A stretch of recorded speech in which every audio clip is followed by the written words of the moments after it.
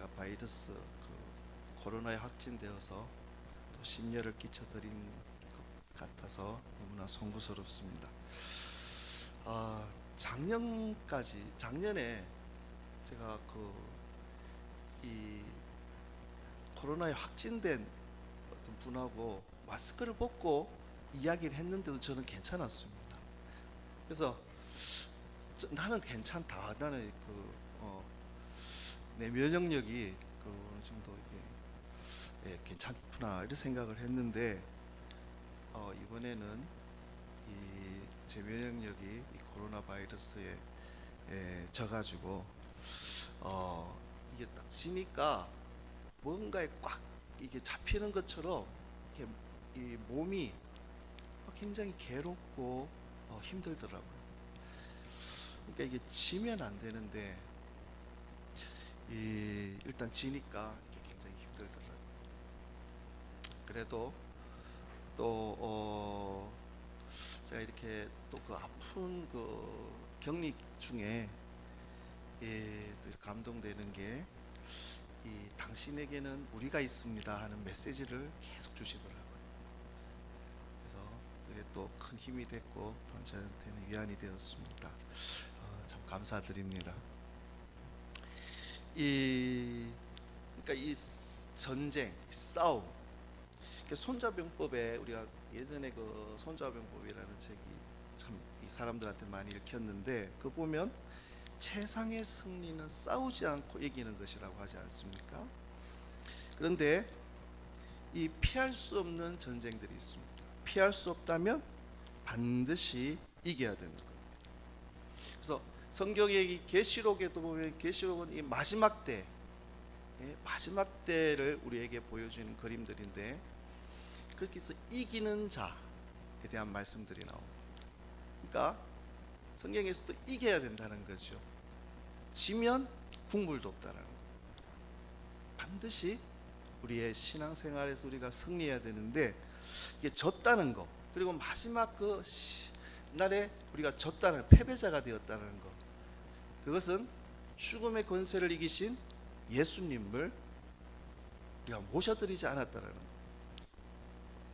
그래서 이 마지막 날에 우리가 반드시 이기는 자의 반열에 서야 된다는 것. 오늘 이 본문의 말씀을 보면 이제 가나안 이 이스라엘 백성들이 가나안 땅에 이제 들어가게 될 때 이 성경에서는 이스라엘 백성들을 하나님의 군대라고 표현을 합니다. 출애굽기에 보면 이 하나님의 군대가 지금 이 가나안 땅에 들어가게 될 때 그 전쟁의 규례에 대해서, 그래서 가나안 주변 민족들에 대해서, 그리고 가나안 땅의 일곱 족속들에 대한 규례에 대해서 어떻게 해야 될 건지를 말씀해 주고 있습니다. 이 가나안 전쟁은 그냥 단순히 땅을 차지하기 위한 전쟁이 아닙니다. 하나님께서 하나님의 군대를 지금 그 땅으로 밀어 넣으시는데 이것은 하나님의 전쟁, 여호와의 전쟁이라고 합니다. 그래서 하나님의 나라를 이루기 위해서 싸우는 전쟁이라는 겁니다. 그래서 그 땅에 여호와를 대적하는 그 우상 숭배, 미신, 어떤 불의, 이런 죄악에 대한 전쟁입니다. 그래서 여호와의 거룩함을 내세우기 위한 영적 전쟁이라는 것. 성경에는 보면 이런 그림 언어, 하나님께서 펼쳐주시는 이 그림들이 있습니다. 그래서 구원의 그림도 있고, 또 오늘 이 본문을 보면 이제 진멸에 대한 그림이 있는데 10절에 보니까 네가 어떤 성읍으로 나아가서 치리할 때에는 그 성읍에 먼저 화평을 선언하라. 이 성읍들은 그 가나안 그 땅의 성읍들이 아니라 그 주변 이 성읍들입니다. 근데 그 성읍들에 대해서는 먼저 화평을 선언하라고 말씀을 합니다. 그래서 그 화평, 샬롬이죠. 샬롬을 받아들이면 모두가 사는 것. 근데 거기에 대해서 거부하면 거기 또 이제 전쟁이 시작되는 겁니다. 그래서 이 본문의 말씀을 통해서 우리가 볼 수 있는 것은 영적인 시각으로 우리가 볼 때 이것은 하나님께 대한 항복입니다. 그래서 하나님께 항복하는 자만이 진정한 그 평화, 샬롬을 누릴 수 있다. 여러분, 여기서 노예라는 이 전쟁에서 이제 그 승리하면 여기서 이제 그 평화를 화평을 받아들이지 않고 전쟁이 시작되고 그 전쟁에서 이겼을 때 남자들은 다 죽이고 이 여자, 어린이 이런 것들은 전리품으로 취하는데 이게 노예로 삼게 되지 않습니까? 근데 이 노예라는 이 표현, 이게 좀 우리는 참 듣기 거북한 단어입니다. 근데 보면 요즘 현대인들도 보면 자신도 모르는 사이에 이 노예들이 다 되지 않습니까? 물질의 노예, 미모에 어떤 대한 노예, 건강에 대한, 그리고 출세에 대한, 자녀에 대한, 나도 모르는 사이에 그것들에 대해서 노예가 되어서 그게 허덕이지 않습니까? 여러분, 진정한 그 평화 샬롬은 예수 그리스도를 통하여 하나님께 항복할 때 얻게 된다는 거예요. 그래서 이 헬라어 에이레네라는 단어 우리 들어보셨을 줄 압니다. 하나님과 하나가 될 때 거기에 우리의 진정한 평안이 이루어진다라는 겁니다. 그래서 주변 성읍들에게 평화를 선언했을 때 그 평안을 받아들이면 사는 겁니다. 근데 거부하게 되면 거기에 또 전쟁이 일어나게 되게 되고 그 노예가 되는 그런 그림을 우리가 보게 됩니다. 그리고 그 다음에 우리가 읽게 되는 본문의 내용은 가나안 그 7 족속들과의 전쟁입니다. 15절 이하를 보면 이 가나안의 7 족속들은 이 전멸 전쟁입니다. 우리가 헤렘이라고 하는데 싸그리 없애버리는 거예요. 그래서 호흡 있는, 생명 있는 것들은 하나도 살려두지 않고 다 죽이고, 뭐 여자, 어린아이 뭐 할 것 없이 싹 죽이고 싹 불태워 버리는 그런 전멸 전쟁입니다. 이게 요즘에 이 사람들에게 이게 부담이 되는 게 뭐냐면, 하나님이 이렇게 잔인하실 수가 있나? 어떻게 그 생명이 있는 것들을 그렇게 다 죽이실 수 있을까?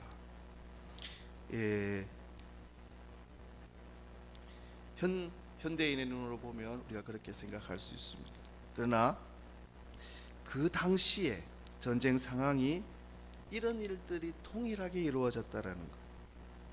하나님께서는 그 당시의 간행이나 그 당시의 문화를 가지고 이런 것들을 우리들에게 보여주시는 겁니다.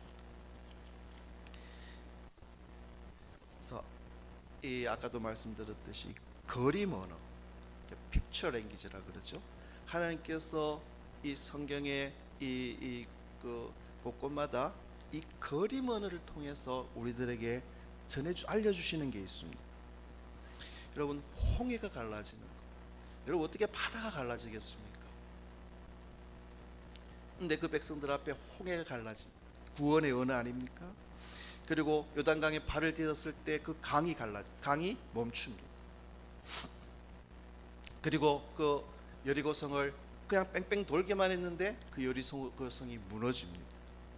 이것은 우리들에게 보여주는 구원의 그림들입니다. 그와 동일하게 지금 이 가나안 족속을 그 진멸하는 그림, 그 진멸의 그림이 곧 심판의 그림이라는 것을 우리는 이해해야 합니다. 하나님께서 심판하실 때는 이렇게 무섭게 심판하신다라는 것. 우리의 죄를 심판하실 때는 철저하게 심판하신다라는 것을 우리들에게 보여주고 있는 그림입니다. 그래서 이 심판의 그림이 곧 진멸이라고 하는 그림으로 이렇게 나타납니다. 구원의 그림이 출애굽의 그림이고, 홍해가 갈라지는 것이고, 요단강이 멈추는 것이 그 구원의 그림이라면, 이 진멸이야말로 심판의 그림인 겁니다. 그래서 하나님이 심판이 이루어지는 날이 있는데 그날 더데이라고 성경은 우리들에게 알려주고 있습니다. 그날이 있다라는 거예요. 그날은 심판의 날이고 진노의 날이라고 우리들에게 알려주고 있습니다.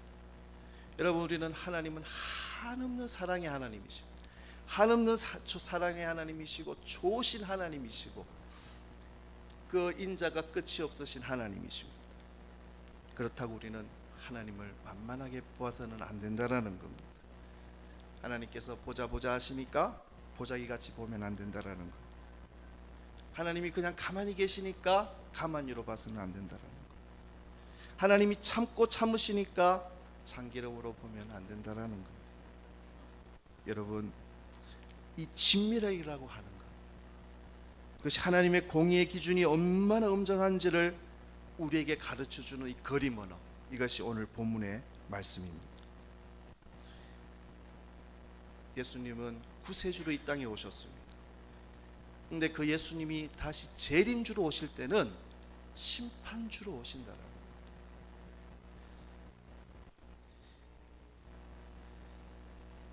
우리의 신앙생활은 그러하게 소풍 가듯이 그렇게 가벼운 일이 아니라는 겁니다. 설렁설렁 댕기다가 되면 되고 말면 말고가 아니라는 겁니다. 날마다 목숨을 걸어야 하는 일이라는 겁니다.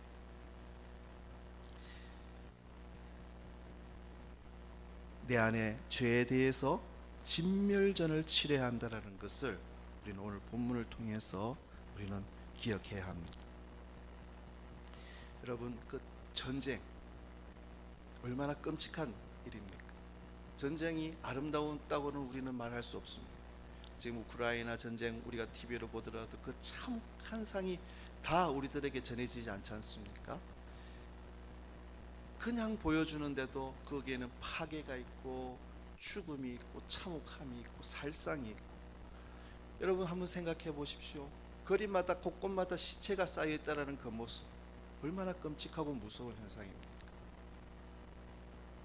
그리고 그 전쟁 때 이 보면은 사람들이 제정신이 아니지 않습니까? 군인들도 제정신이 아니고 사람을 어떻게 그렇게 참혹하게 살상을 하고 유린을 할 수 있는지. 근데 그 전쟁도 진멸하는 전쟁, 싸그리 죽여서 없애는.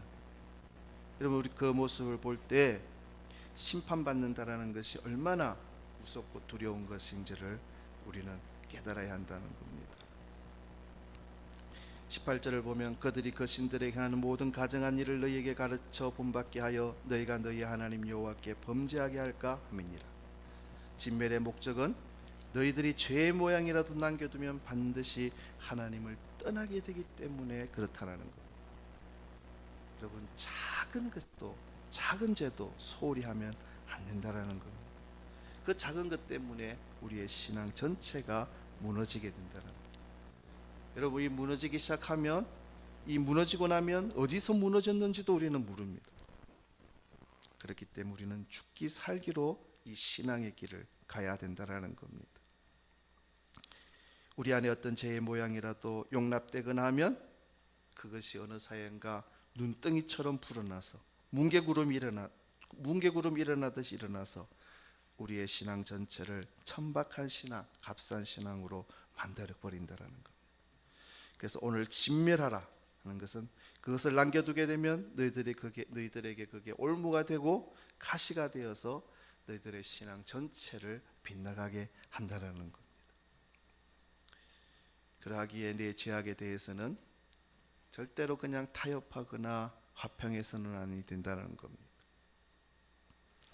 그리고 29절 20절에 보면 너희가 어떤 성읍을 오랫동안 에워싸고 그 성읍을 쳐서 점령하여 할 때에도 도끼를 둘러 그곳에 나무를 찍어내지 말라. 이는 너희가 먹을 것이 될 것이미니 찍지 말라. 들의 수목이 사람이냐 너희가 어찌 그것을 에워싸겠느냐. 다만 감옥이 아닌 수목은 찍어내어 너희와 싸우는 그 성읍을 치는 기구를 만들어 그 성읍을 함락시킬 때까지 쓸지니라. 이 성읍을 칠 때 장기전이 될 때, 그러면 거기 있는 나무들을 어떤 무기로 공성전이라 그럽니까? 그 보면은 이 영화나 이렇게 보면은 그 나무를 연필처럼 뾰족하게 해가지고 막 이렇게 문을 이렇게 박아서 그 성을 무너뜨린 데 쓰지 않습니까? 그런데 우리가 이 영적 전쟁, 이 장기전인데 우리가 기억해야 될 것이 있다라는 겁니다. 그 전쟁을 치른 후에 회복할 만한 그 기력이 있어야 된다라는 겁니다. 전쟁한다고 모든 기력을 다 소진해 버리면 그 뒤에 전쟁이 끝난 뒤에 이 문제가 크지 않습니까? 그 엘리야 선지자를 보면 그 호렙산에서 840명의 그 바알 가세라 선지자하고 대결을 펼치지 않습니까? 그 대결에 펼치고 났는데도 그 당시에 아합왕의 이 왕비였던 그 이세벨이 무너지지 않으니까 탈진을 해버리지 않습니까? 그럴 때 엘리야가 탈진해 있을 때 하나님께서 그 로덴나무와 눕혀 놓으시고 자꾸 먹이고 기력을 회복시키지 않습니까? 우리가 장기전을 할 때 기력이 있어야 된다라는 겁니다. 여러분, 우리의 기력은 어디에서 나옵니까? 주님께서 이 땅에 오셔서 우리에게 그 여력을 주신 것이 성령 아닙니까?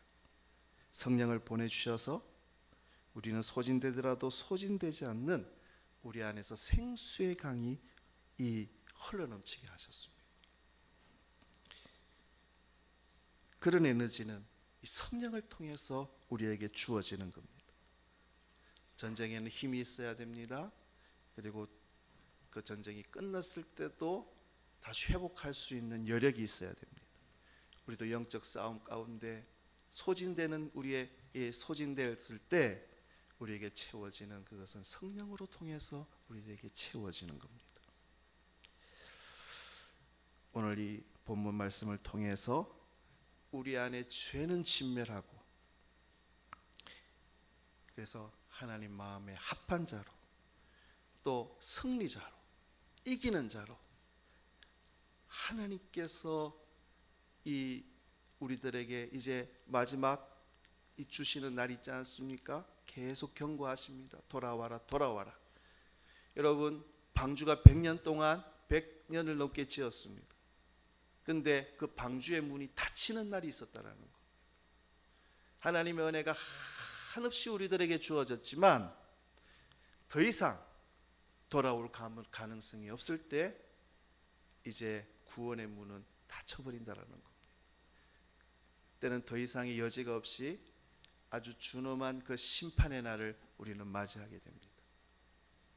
그날까지 우리가 영적 전쟁 싸울 때 우리의 힘으로는 싸울 수 없습니다. 성령께서 우리와 함께 하셔야 되고 우리를 도와주셔야 됩니다. 성령의 도우신 가운데 그 심판의 날 승리자로 서시는 우리 하나된 교회 되시기를 축원드립니다. 기도하시겠습니다.